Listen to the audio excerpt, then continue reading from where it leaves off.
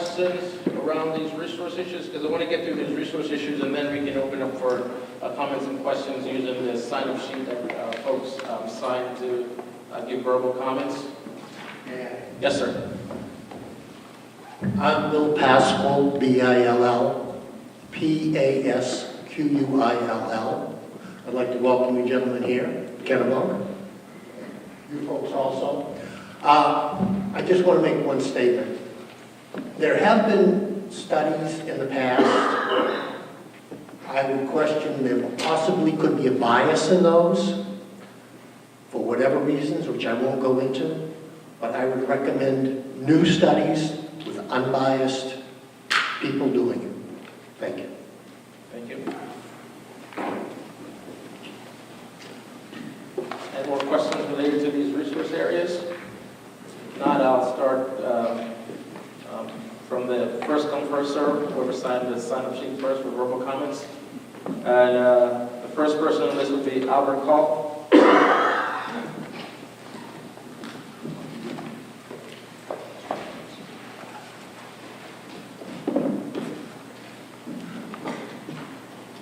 My name is Albert Kolff, K-O-L-F-F.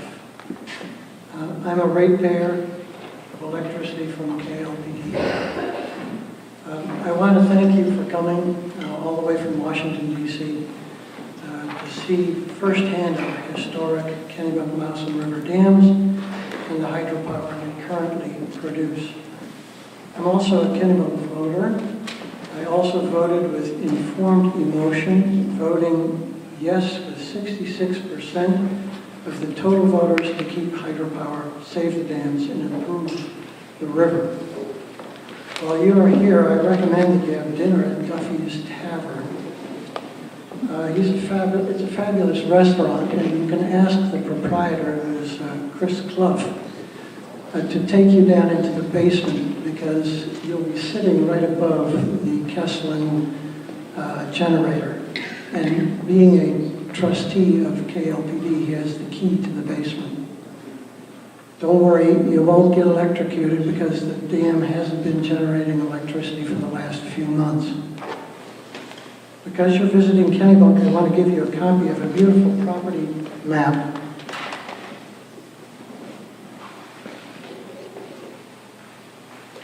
This is a map that's actually produced by the Kennebunk Light Land Trust. It's a property and trail map of Kennebunk.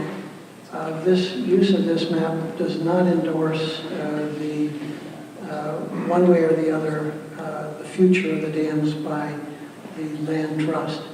But the reason I've used this map is it's because it has beautiful detail of all of Kennebunk, and I've added not only the 3 dams that are FERC licensed on the Mousam, but on this map, it also shows the 4th and 5th dam. They are non-licensed, they're exempt dams.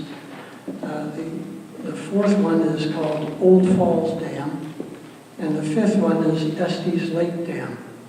They're all still on this map, but the key is that there are 11 dams on the Mousam, and I want to make sure that we include all of those dams in our evaluation of the impact that the 3 dams that we are looking at will produce or will create for water quality, for whatever. I've actually drafted, and I won't go into the details of this, 3-page description of the map. I also want to hand you a map and encourage you to take a break at lunchtime when you come back for these scoping meetings to see the museum in the streets. And there's a fabulous picture of the Kesslen Dam in 1903 when the center of town burned down, including what is now the replaced Lafayette building. And it shows actually the outflow of the Kesslen generator. And this is great entertainment for a brief respite from the heavy lifting you'll be doing here in Kennebunk. So I'll submit both of these to you.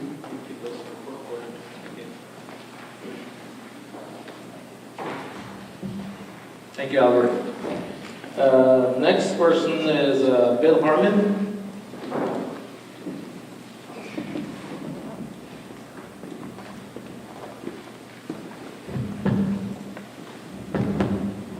Bill Harmon, H-A-R-M-O-N.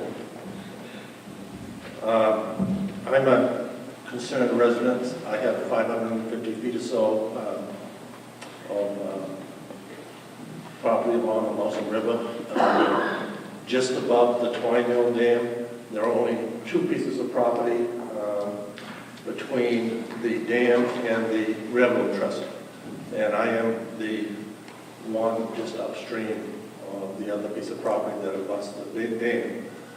So I have very personal and maybe a little more interest than the average ratepayer because of the property I have, and I just want to be, I want you to be aware of the beauty, the environment, the ecology that is there. It's, I have a lot of concerns, not only about all these issues.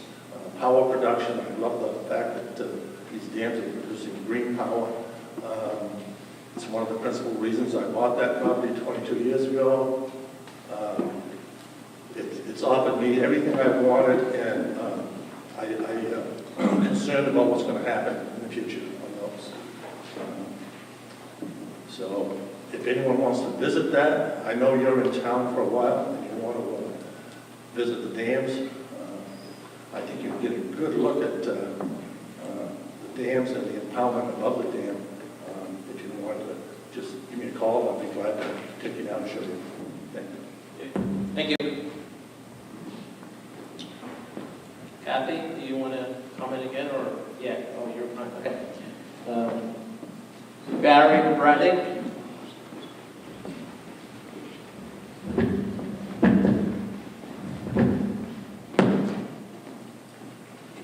Hi, good afternoon. My name is Barry Braddock, spelled B-R-A-D-D-I-C-K. I'm a resident and ratepayer in the town of Kennebunk, member of the MKRA, and also a volunteer at the Wells Reserve for doing fish studies in the Mousam River. Participated in a number of studies in the last few years, volunteer work. I own property on the Mousam River, about 150 feet of frontage. I boat, kayak, and fish for a majority of the year on the Mousam. I observed the migration during the early spring of shad, river herring that make their way into the Mousam estuary. I've witnessed schools of shad numbering in the thousands moving up that river, ultimately ending their journey at the Kesslen Dam. So my question or concern, I guess, to FERC is, I want to make sure, ultimately I support dam removal, but if that is not able to happen, if an operator is able to come in and generate power economically, then I just want to make sure the right studies are made for, that include American shad, and also that the fishways and fish ladders that support American shad are in place.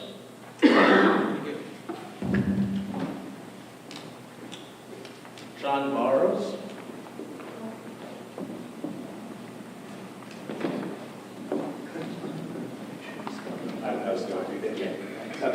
Just briefly again, John Burrows, B-U-R-R-O-W-S. I'm speaking on behalf this afternoon for the Mousam and Kennebunk Rivers Alliance, which is a grassroots organization which was founded nearly a decade ago to work on fisheries issues, water quality, and recreation on the river. So our big concerns are related to fisheries and wildlife, water quality, and then public access and recreation. And a number of those concerns are shared by us as well as folks who want to retain the dams. So I think there's great value in doing some studies that fully assess the impacts of current project operations as well as changes to the river, be it dam removal, fishways, or other things, and actually assessing what happens to the ecosystem in those changes. So we would support that. In addition, within Scoping Document 1, we support the assessment looking at the watershed basically from Mousam Lake to the ocean. We think that's important. Other folks have raised that, and we think that that is, it's unusual actually to see a broad area assessment so early, and so we applaud that. We think that's important. And we do think that potentially restoring the 9 miles of river which are currently impounded, connecting that with a 4-mile estuary, having 13 miles of river is a huge deal if we could get that. And so, despite anything happening further upstream or not, that's a big deal for coastal southern Maine to restore that kind of river. So that being said, in the scoping document, did say that project decommissioning, dam removal would likely be considered. We want to make sure that that is considered, that that study does happen. We'll submit comments to that effect. But the question we have for you in terms of the procedure, America First made this very clear in their latest filing, and rightly so, that they have no financial interest in the dams at this point.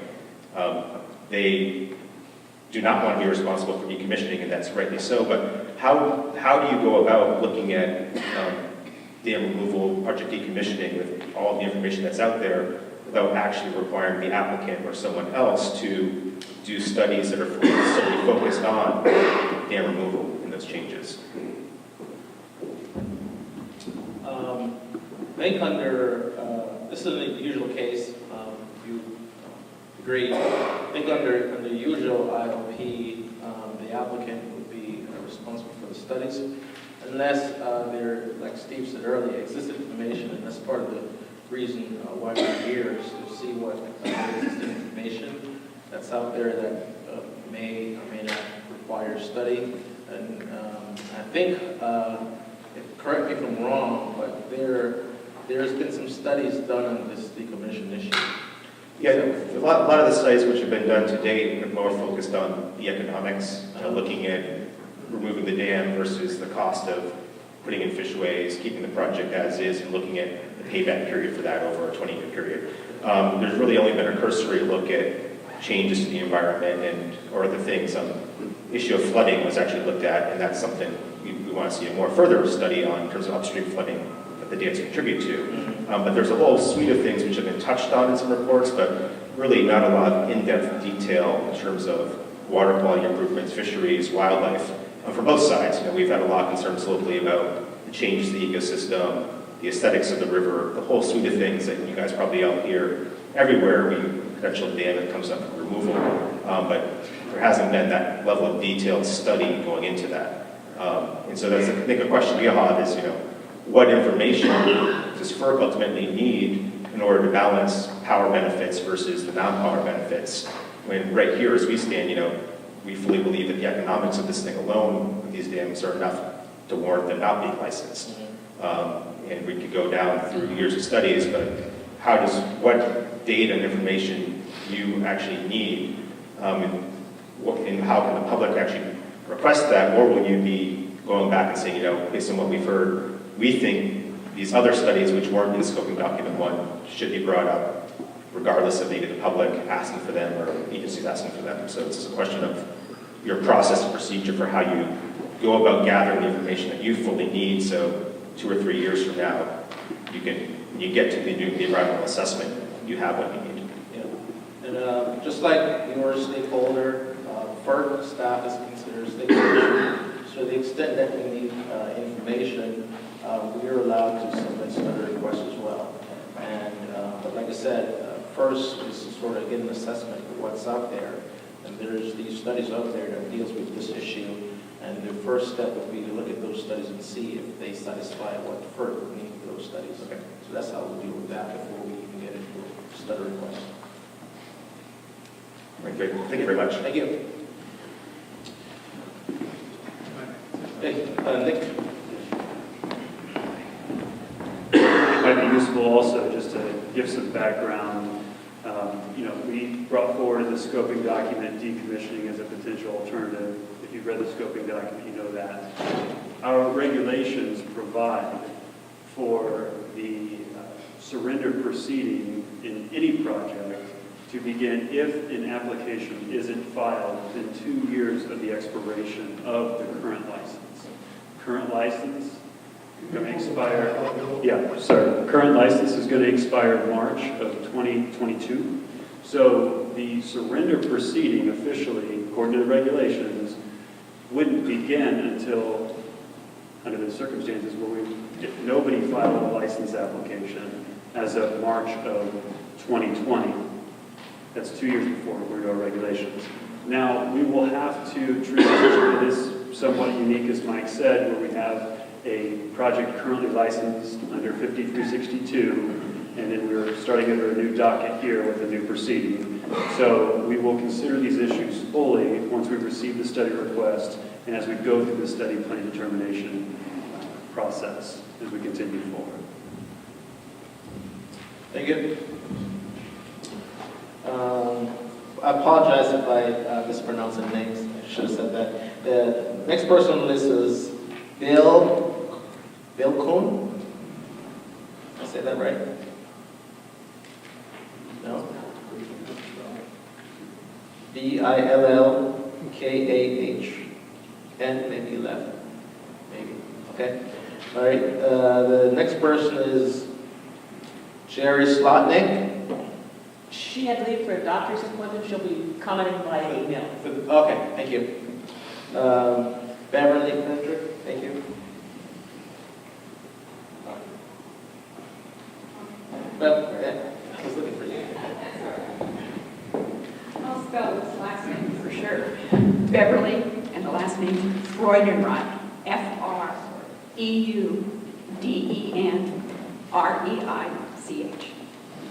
First of all, welcome to our town, and I hope that you get a feel for why so many people come here to visit it, and then they want to stay, and I'm one of them. Why local residents keep wanting to stay here. So many communities cannot keep their residents. They can't keep the young people. This town really works cohesively together. They get involved, and you're starting to discover this, on all kinds of issues. We've worked through trying to look at advancing our educational system. It took 2 elections to get to a dollar amount of $54 million that we agreed on to fix our high school, to fix our middle school, to fix an elementary school in Kennebunk. Those are investments we are making in this town. And one of the investments that the public did vote for, there was a petition to put on the ballot to ask the public. And I don't think you find that very often when you come in at the start of a scoping event to find that the public voted to say, yes, we'd like to keep the hydro. They like the green energy. We recently had an election where we said we don't want any plastic. We're very careful on our environmental, but we want to do our part to do it right. And in the most recent years, from 2013 to 2016, I don't think the dams are producing at the level that they can. And obviously the data is there, that there is the potential. It's the want and the will and the maintenance. I want to make a comment about the recreation. I live in Kennebunk. I am a ratepayer, and I've worked with Kennebunk to keep the Kennebunk dams to save the Mousam. I live 3 houses down from the Kesslen Dam. And across from that is one of the ways that people can input canoes and kayaks. I can see it from my window every day. I can hear it when I come home after 5 o'clock, and I hear laughs and giggles as people are putting their canoes and kayaks into that because there's sufficient water. And when comments are made that there will be enough water to be able to kayak and canoe, and mercy, the joy of watching the young people with paddle boards now. If only we could all do that. Okay, there is use of it. I watched the rings of the ducks left on the water. They come in waterfowl. We have a beautiful ecology, and we're going to try to guess about taking that away for certain reasons. Please stop and think and look carefully at what is here. And I thank you. Thank you, Beverly. Next person is John Redmond.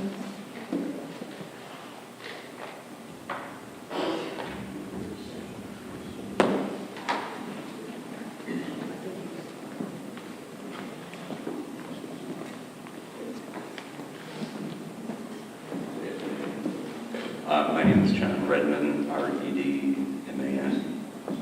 I live in Biddeford, about 15 minutes from here. My purpose in coming is to ask that you keep one question front and center within your scoping process, particularly with your staff of economists, and that is, what specific parameters must a business plan meet to demonstrate persuasively that the operation of the dams will be economically viable and will conversely somehow lead to large sustained losses over the terms of the license, losses sufficient that they'll ultimately force bankruptcy or closure. And let me outline some of the facts that led me to be here to ask you this question. Assuming fish passage designed to accommodate shad, which you just heard Barry and other people say are present at the foot of Kesslen Dam. That 2016 report prepared for KLPD by the engineering firm Wright Pierce estimated that the post-relicensing cost per kilowatt hour of dam generation would be 25 cents. This is over 3 times the 8 cents that KLPD was paying for a kilowatt hour off the grid at that time. Put another way, that 8 cents of revenue would cover less than 1/3 of the 25-cent cost of production. I would offer that no business plan can survive that type of a sustained loss. Wright Pierce further stated that it is uneconomic to either replace existing capacity with more modern equipment or to significantly expand capacity through new investment. Most importantly, because the river's flow is simply too small to repay over a reasonable period any significant new investment. In other words, greatly expanding hydro revenue through technical upgrades or new capacity is not economically feasible. 2 other engineering firms, GZA and Kleinschmidt Associates, were retained by KLPD in the town of Kennebunk to independently verify the reasonableness of this Wright Pierce analysis. Both firms subsequently confirmed that the analysis was indeed reasonable. A fact further underscoring the reasonableness of the analysis is that KLPD, the town of Kennebunk, and a number of private individuals proactively marketed over a multi-year period other hydro operators to interest them in buying the dams. However, not a single offer to buy was forthcoming. And finally, in its most recent FERC filing, as has been pointed out already, America First appears to have equivocated on its supposedly unequivocal intent to assume the license. And I would ask you and your staff to ask yourself what would be the reason for that. And in my personal opinion, I think that part of that may well be that they don't have a viable business plan.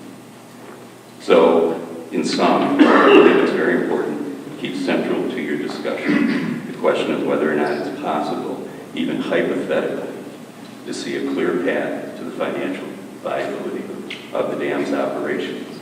And if you can't see a clear path, is there really any reason to proceed with the relicensing of operations? Thank you very much.